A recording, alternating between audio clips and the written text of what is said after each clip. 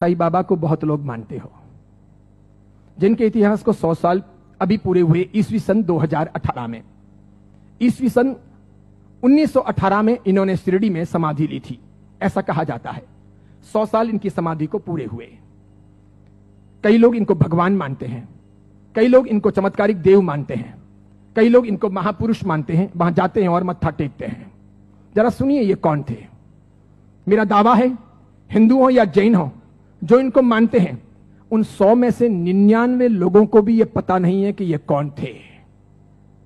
99 लोगों को भी यह पता नहीं है कि ये कौन थे, कौन है, इन्हें क्यों लाया गया, ये 99 को पता नहीं।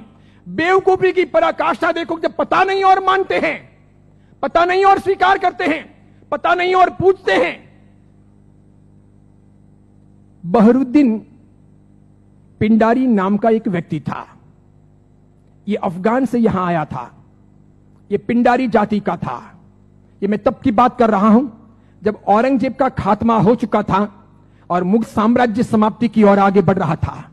धीरे धीरे मराठाओं ने अपना वर्चस्व जमा लिया था और वे हिंदू साम्राज्य की स्थापना के लिए बहुत मजबूती के साथ में आगे बढ़ चले थे। भारत के अंदर, भारतवर्ष के अंदर, अखंड हिंदुस्तान में जोरदार हिंदुत्व साम्राज्य का, हिंदू साम्राज्य का विस्तार होने जा रहा था। ये मैं तब की बात करता हूं। ये पिंडारी लोग लुटेरे हुआ करते थे। ये पूरी अफगान की जाति लूटने फाटने के लिए यहां पर आई थी।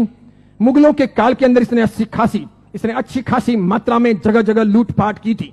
हिंदुओं को टारगेट बनाना, उन्हें लूटना, उनके पैसों को छीनना, उनकी बहन बेटियों को छेड़ना और पसंद आ जाए तो उनकी बहन बेटियों को उठा लेना, ऐसे इनके कर्तव्य हुआ करते थे। 1838 में इस बहरुद्दीन का माफ कीजिएगा, 1838 में इस बहरुद्दीन का जन्म हुआ और यह आगे बढ़ा। उसके बाद में एक फिल्म आई, वो हिंदी फिल्म थी। उस फिल्म को जगह जगह पर दिखाया गया षड्यंत्र के आधार पर। फिल्म में यह बताया गया, औरंगजेब के मरने के बाद पहली बार जब बोलने वाली फिल्में आई, पहली बार जब फिल्म आगे बढ़ी, वो ब्लैक एंड व्हाइट मूवी, जब फिल्मों का जमाना आया, तब यह बताया गया कि ये बहरुद्दीन पिंडारी तो बहुत अच्छा आदमी और ये पिंडारी जाति के लोग तो देशभक्त हैं, देशद्रोही नहीं, ऐसा बताया गया। बावजूद इसके इस बहरुद्दीन ने जगह जगह डकैतियां करना, लूटना फाटना जारी रखा। बड़ी मात्रा में लोगों को तहस नहस करता रहा। इसने अपनी जिंदगी में कई सारी हिंदू महिलाओं के, कन्याओं के बलात्कार किए, कितना ही सारा नुकसान पहुंचाया। अंततः जब धीरे धीरे मराठा साम्राज्यों के सामने, उधर झांसी की रानी, झांसी के अंदर लक्ष्मीबाई लोहा ले रही थी, उस वक्त अंग्रेजों का आगमन हुआ। अंग्रेजों को यह बहरुद्दीन बहुत नागवार गुजरा। इन्होंने जैसे तैसे करके इस बहरुद्दीन को भगाने के लिए, पकड़ने के लिए खूब कोशिशें की।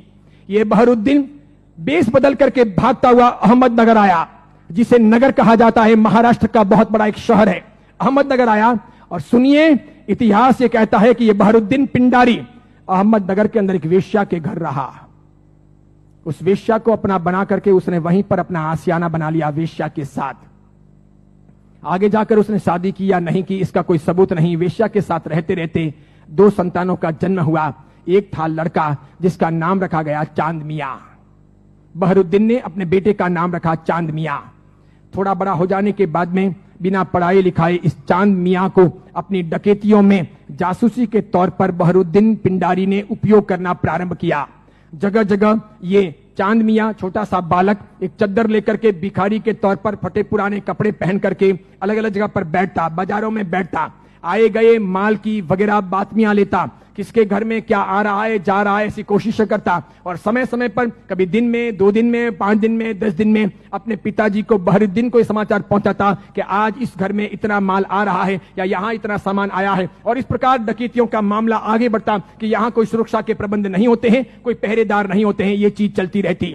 अंततः परेशान होकर शंकाओं के आधार पर अंग्रेजों ने बहरुद्दीन को तो भगाया। आगे जाकर वो अफगान चला गया, उसकी मौत भी हो गई। चांद मियां, उसका बेटा, छिप छिप करके रहने लगा, बड़ा होता गया। एक दिन अंग्रेजों ने उसे पकड़ा, जेल की सलाखाओं के पीछे डाला। 8 साल तक ये चांद मियां जेल में रहा। अंततः ये छूटा।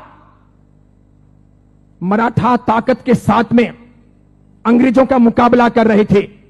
झांसी की रानी भी किसी भी हालत में अंग्रेजों को घुसने नहीं दे रही थी। अंग्रेजों को लोकल गुंडे चाहिए थे इन लोगों के सामने लड़ने और इनको परेशान करने के लिए। चांद मियां ने पैसे लेकर के झांसी की रानी के खिलाफ में अंग्रेजों के पक्ष में गुंडों को इकट्ठा करने और लड़वाने और मगजमारी करने के लिए तैयारी दिखाई। अंग्रेजों ने अच्छे खासे मोटे पैसे चांद मियां को दिए। ये चांद मियां महाराष्ट्र से ठेठ झांसी गया। अंततः अंग्रेजों के हाथों झांसी की रानी लक्ष्मीबाई को मरवाने में इस चांद मियां की भी भूमिका रही। उसके मरने के बाद इन अंग्रेजों ने उस चांद मियां को नवाजा। कालांतर के अंदर एक नया नुस्खा अपनाने के लिए वो चांद मियां झांसी से आकर के शिरडी पहुंचा। वहां सुलेमानी मुसलमानों के साथ में उसकी पहचान हुई। मूल अफगानी पिंडारी जाति का ये चांद मियां बहरुद्दीन का बेटा वहां जाने के बाद में सुलेमानों के साथ में परिचय में आकर के सुलेमानों के लिए काम करने लगा।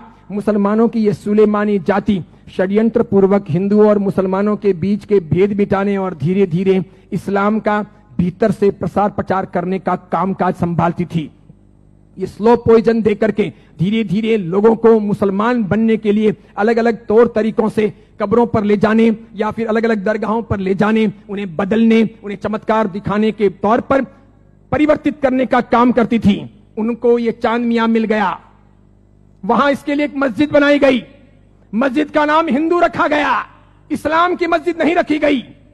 लोगों को भ्रमित करने के लिए मस्जिद का नाम इस्लाम नहीं रखा गया, मस्जिद का नाम हिंदू के तौर पर रखा गया।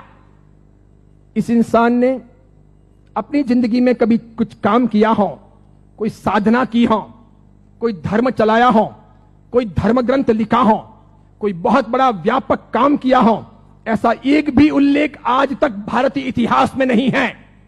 सुनिएगा, यही चांद मियां सुलेमानों के परिचय में रहने के बाद धर्म परिवर्तन करवाने, चमत्कारों के आधार पर लोगों को भरमाने के लिए साई बाबा बनाए गए।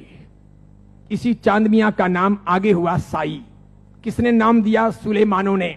उसके लिए एक मस्जिद बनाई गई। बाद में वो हिंदुओं और मुसलमानों के बीच में सामंजस्य स्थापित करने के लिए फरिश्ते के तौर पर प्रस्तुत किया गया। देखिए आप एक मजे की बात, ईस्वी सन 1918 में इसने समाधि ली।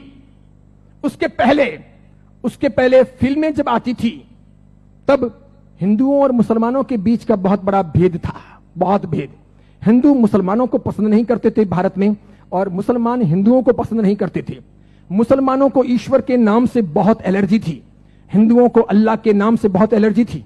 अगर आप थोड़े बहुत भी अपने प्राचीन काल में जाएं, मेरे जमाने के आसपास पहुंचे, ईस्वी सन 60 और 70 के दशक में पहुंचे, ईस्वी सन 1960 1970, और तब के जमाने में जितनी फिल्में आई तो फिल्मों में कहीं ना कहीं अल्लाह लाने पड़ते थे या फिर ईश्वर लाने पड़ते थे। बिना उनके काम चलता नहीं था। इन फिल्मों के आधार पर ही फिल्में हिट होती थी, फिल्में चलती थी। उस समय मात्र लटके मटके लेना, कमर को नचाना, ठुमके लेना और उससे फिल्म चल जाएगी, ऐसा होता नहीं था।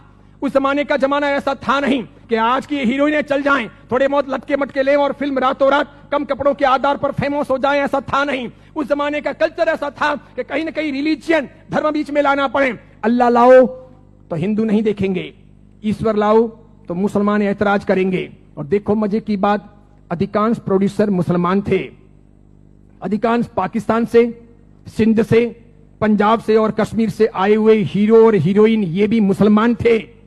लेकिन नौबत ये थी कि ये मुसलमान हिंदुस्तान के बाजार में अपने असली नाम से चल नहीं सकते, और इसीलिए दिलीप कुमार मुसलमान, उसको अपना नाम बदलना पड़ा। मीना कुमारी मुसलमान, उसको अपना नाम बदलना पड़ा। सुरैया देवानंद से शादी करना चाहती थी, लेकिन मुसलमान होने के नाते स्वीकार नहीं किया गया। पिता ने अनुमति नहीं दी कि हिंदू के साथ शादी नहीं हो सकती, उसे भी अपने नाम बदलने पड़े। 15-20 से अधिक ऐसे हीरो हीरोइन हैं 1960, 1970 और 1980 के दशक के, 1960, 1970 और 1980 के दशक के जिन मुसलमानों को मार्केट में चलने के लिए, स्ट्रेटजी बनाने के लिए अपने नाम बदलने पड़े। वो मुसलमान थे, उनको हिंदू दिखावा करना पड़ा। इधर देखो, जावेद अख्तर हो, सलीम खान हो, नौशाद हो और महमूद खान हो, ये सभी ऐसे प्रोड्यूसर थे जो जन्म से मुसलमान थे, इरादे से मुसलमान थे, हैं भी। इसके सिवाय अन्य आए और इन लोगों को अपनी फिल्में चलानी थी। इन लोगों ने एक तौर तरीका चलाया कि मुसलमान होने के नाते हिंदुत्व का समर्थन कर नहीं सकते और हिंदू देवी देवताओं को अपने को भ्रष्ट बताना है। क्योंकि आप पुरानी फिल्में देखिए और आज की फिल्में देखिए, किसी भी अल्लाह को कभी गाली नहीं दी जाती, किसी मस्जिद के ऊपर सवाल नहीं किए जाते, कभी कुरान के बारे में कुछ बोला नहीं जाता। लेकिन हिंदू देवी देवताओं की फिल्मों में मजाक होगी। किसी भी हिंदू देवी देवता को मानने वाले पंडित पुजारी को भ्रष्टाचारी, नालायक, रेप करने वाला बताया जाएगा। लेकिन किसी पादरी को, किसी भी मौलवी को रेप करने वाला या भ्रष्ट काम करने वाला नहीं बताया जाएगा। ये सब योजनाएं थी, वो मुसलमान प्रोड्यूसरों ने आगे बढ़ाई। बढ़ाते बढ़ाते उन्होंने वहां बढ़ाई कि उन्होंने देखा कि किसको लाया जाए। तब उन लोगों को साईं बाबा को लाना ठीक लगा कि ये है तो मुसलमान लेकिन हिंदुओं के बीच में खप जाएगा, है मुसलमान हिंदुओं के बीच में बिक भी जाएगा, है मुसलमान हिंदू मुस्लिम के बीच में अपना रास्ता अच्छा सा तय करवा देगा। तो पहली आई 1977 में फिल्म अमर अकबर एंथोनी। ऋषि कपूर ने उसमें इस साईं बाबा के नाम पर एक लाजवाब गीत गाया, हाथों हाथ वो बिका। फिल्म बहुत चली। देखो आप, फिल्म हिट हुई, बाबा भी हिट हो गए। फिल्म हिट हुई, बाबा भी हिट हो गए। मुझे यह बताओ, साईं बाबा का कौन सा धर्म ग्रंथ है? उन्होंने अपनी जिंदगी में, ये चांद मियां ने जो 8 साल तक जेल रहे, पिताजी के लिए जासूसी का काम किया, अंग्रेजों के हाथों बिके, झांसी की रानी लक्ष्मीबाई को मरवाने में जिसकी भूमिका रही, मराठाओं को बदनाम करने के लिए उसने बहुत काम किया, मराठाओं के स्वाभिमान को तोड़ने के लिए उसने बहुत काम किए, बहुत काम किए। क्योंकि मराठा एकदम पक्के कट्टर हिंदुत्ववादी, उन्होंने ये मंजूर नहीं था, तो उनके स्वाभिमान को ठेस पहुंचाने के लिए उसने बहुत काम किए। और उस आदमी को रातों रात साईं बाबा बना दिया गया, महिमा मंडित कर दिया गया। कैसी जोरदार ये सेल्स पॉलिसी थी। हाथों हाथ बाजार में बिके। कैसे बिके कि जब पहली बार 1918 में इन्होंने समाधि ली, तो 1918, 1919, 1920, 1921, 1922 का ऑडिट देखिए तो इनके शिरडी के साईं बाबा मंदिर का ऑडिट का आमदनी का स्रोत है 1800 रुपए, 2000 रुपए, 2500 रुपए, आखिर में है 3200 रुपए।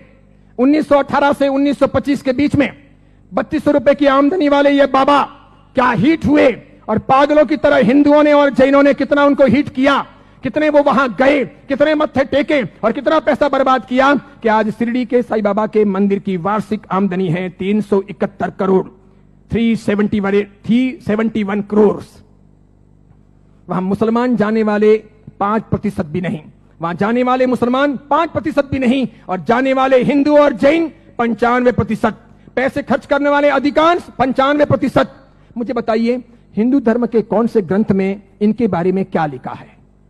उपनिषदों में, वेदों में, महाभारत में, रामायण में, उसके बाद के किसी साहित्य में कि कभी शिरडी के साईं बाबा होंगे या हुए हैं, क्या वो फरिश्ते हैं, वो कोई अवतारी हैं, वो कोई हिंदू देवी देवता हैं? बिल्कुल नहीं। लेकिन हिंदू धर्म को भ्रष्ट करने, उनको बहलाने फुसलाने के लिए काम किया गया और ये सफल हो गया, सफल हो गया। हाथों हाथ ये बिक गए। आज तो देखिए, आज हिंदुस्तान के अधिकांश हिंदू मंदिरों में हिंदुओं के देवी देवता छोटे हो गए हैं, साईं बाबा बड़े हो गए हैं। हिंदुओं के देवी देवता साइड में हो गए हैं, साईं बाबा प्रमुख हो गए हैं। हिंदुओं के देवी देवता कम कमाऊ हो गए हैं, साईं बाबा अधिक कमाऊ हो गए हैं। जिसको भी अपनी दुकानदारी चलानी हो और भगवानों के नाम पर, देवी देवताओं के नाम पर पैसा कमाना हो, साईं बाबा की मूर्ति ला दो। आप भी प्रयोग कर सकते हो। दुकान बराबर नहीं चलती हो तो दुकान के बाहर बिठा दो, धनाधन उसका गल्ला अच्छा चलेगा, आपकी दुकान के गल्ले से भी अच्छा। बस ऐसी बात हो गई। चमत्कारों के तौर पर मुझे बताइए कि उन्होंने क्या किया, उनसे क्या हुआ? बताइए कि शिरडी जाने वाले सभी लोग अमीर हुए, सभी की गरीबी दूर हो गई, सब लखपति करोड़पति हुए, अरबपति हुए? क्या सभी के दुख दूर हो गए? जो जो वहां गए और हर साल जाते हैं, क्या वो बीमार नहीं पड़ते?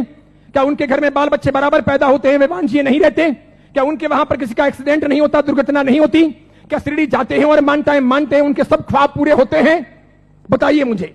और दूसरी बात, एक जैन परंपरा में जन्म लेकर, अरिहंत को मानकर, सुदेव सुगुरु सुधर्म के आधार पर चलकर आपको कौन सा दुख हुआ? कौन सी भीख मांगनी पड़ी? कौन सी तकलीफें हुई? अरे मजारों पर जाकर अगर बीमारियां दूर हो सकती थी, कब्रिस्तानों पर जाकर अगर बीमारियों से हम मुक्त हो सकते थे, या शिरडी के साईं बाबा के वहां पर मत्था टेक करके हम अपने रोगों से मुक्त हो सकते थे, तो फिर बड़े बड़े अस्पतालों के निर्माण की आवश्यकता क्या थी?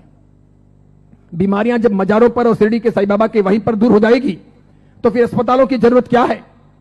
कितनी बड़ी मात्रा में हिंदुओं का शोषण हो रहा है। देखना आप, आने वाले कुछ समय के बाद हिंदू धर्म दो भागों में बंट रहा है। आज मैं उद्घोषणा कर रहा हूं, यह बहुत बड़ी भविष्यवाणी है। इन दोनों के बीच में गहरा संघर्ष चलेगा और इन दोनों के बंटवारे में, इन दोनों की लड़ाइयों में दूसरे धर्म के लोग हावी हो जाएंगे।